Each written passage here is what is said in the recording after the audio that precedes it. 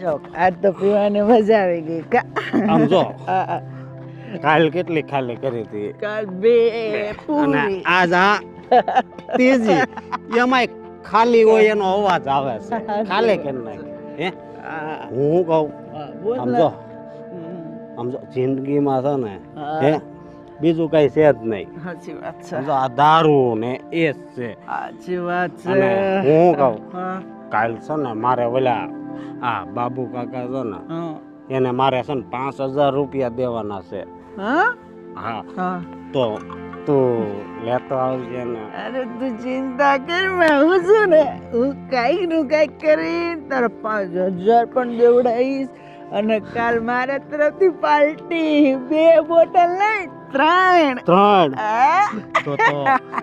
તો છે ને બહુ મજા આવી જાય હો. સાચી વાત છે અને હું આપણે દારૂ પીવે ને એટલે આપણને એમ લાગે અહીંયા સ્વર્ગ છે કા સાચી વાત છે હા હા ઓ ભેરુબન હા પણ તું જોજો પડતો નહીં મને પકડીને રાખજે આપણે હાવ નાના હતા ત્યારથી હારે ને હારે જ છે ખબર છે ને તારા જેવો ભેરુબન મળે તો મારે બીજાની શું જરૂર છે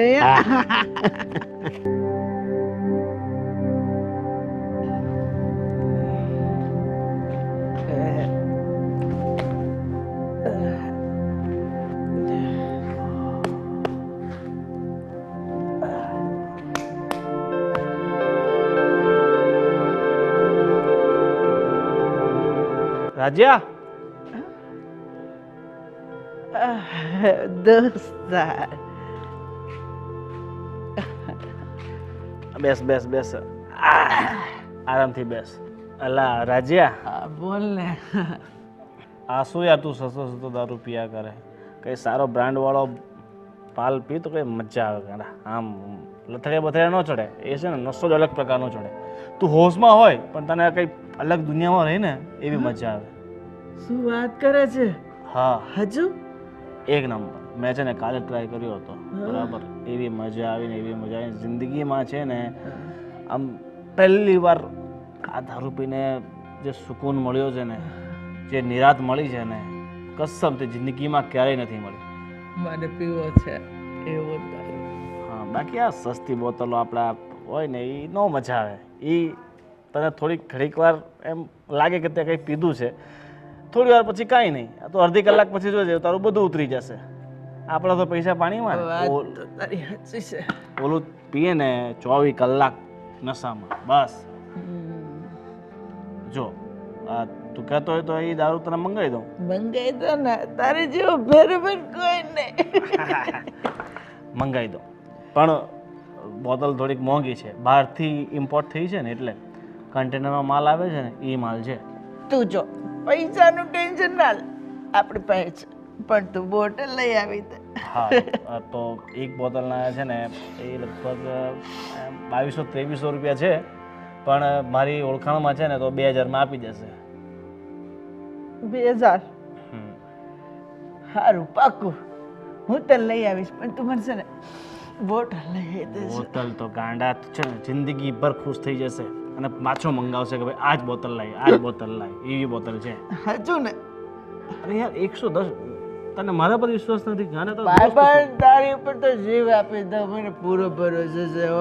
તો બસ તું મને ખાલી 2000 રૂપિયા તારી પાસે અત્યારે પડ્યા હોય તો આપી દો તું ફટાફટ પૈસા તો મારી પાસે નથી પણ તું બેચ અહીંયા હું હમણાં ઘરે જાઉં ને એટલે કંઈક નું કંઈક કરીને લઈ આવું તો જો 2:30 વાગ્યા છે 5 વાગ્યા પછી બંધ કરી દેશે તો તારે મારે કલાકની અંદર તારા પૈસા આપી જવા પડશે તો કે મિલ પડશે બરાબર સારું ચાલ હું કંઈક સારું તું ફટાફટ જુગાર કરું કંઈક બસ બસ તું ફટાફટ હે સારું લે હું તારી રાહ જોઈને બેઠો છું જોજે જાતો નહીં નહીં જાઉં અને ઓર્ડર આપી દઉં છું બરાબર હા પાકું હા. પૈસાનો કંઈક નું કંઈક કરવું પડશે હા 2000 લઈ લો અને 200 ની બોટલ પકડાવી દઉં કાંડાની દારૂડીને એમ પણ ક્યાં કંઈ ખબર પડે છે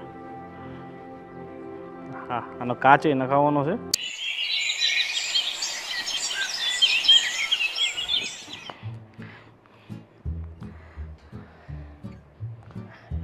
આવી ગયા તમે હિરલબેન પાણી લાવજો તો એ હા બેનબા.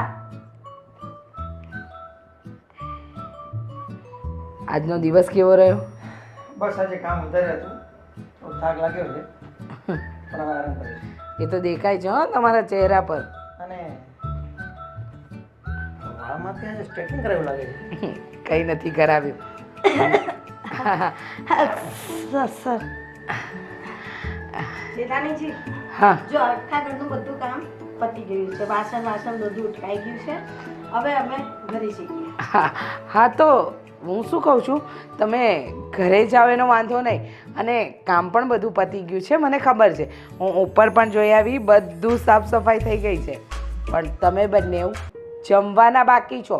આ રસોડામાં મેં થાળી તૈયાર કરી છે, ક્યારે જમશો? રીચાબેન, મમ્મી સવારે રસોઈ બનાવીને જ આવ્યા છે.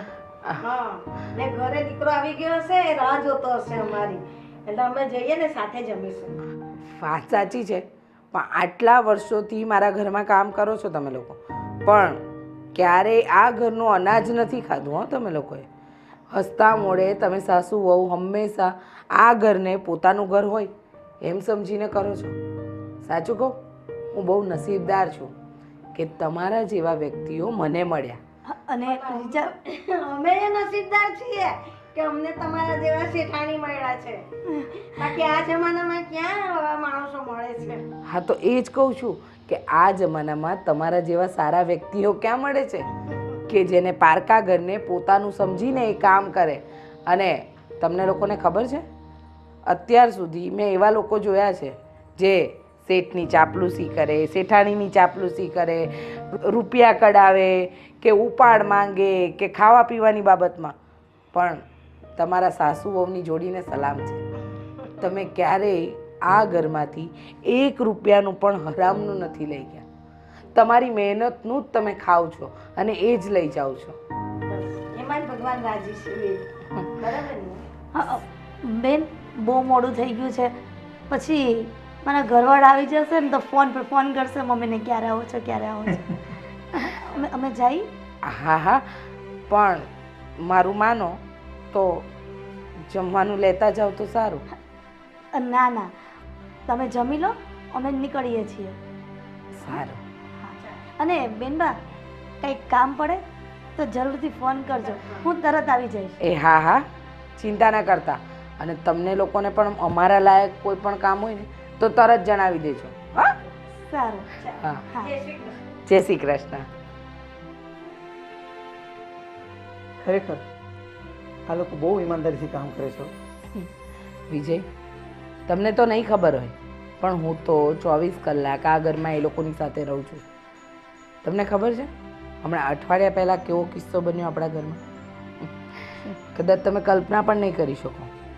હું નાહવા ગઈ અને મેં મારી વીંટી કાઢીને ડ્રેસિંગ ટેબલ પર મૂકી. પછી ખબર નહીં અનાયાસે ભૂલથી નીચે પડી ગઈ, અને એ વીંટીને મેં છેલ્લા 3-4 દિવસથી શોધી, મને ન મળી. અને કચરો વાળતા હિરલબેન અને એમના સાસુના હાથમાં આવી. અને એ લોકોની ઈમાનદારી જુઓ, એ લોકોએ એ વીંટી મને પાછી આપી અને કહ્યું કે બેનબા મને કચરામાંથી મળી છે. બાકી એ લોકો જે પરિસ્થિતિમાંથી ગુજરી રહ્યા છીએ એમની જગ્યાએ કોઈ બીજી વ્યક્તિ હોય ને તો તરત નિયત બદલાઈ જ જાય.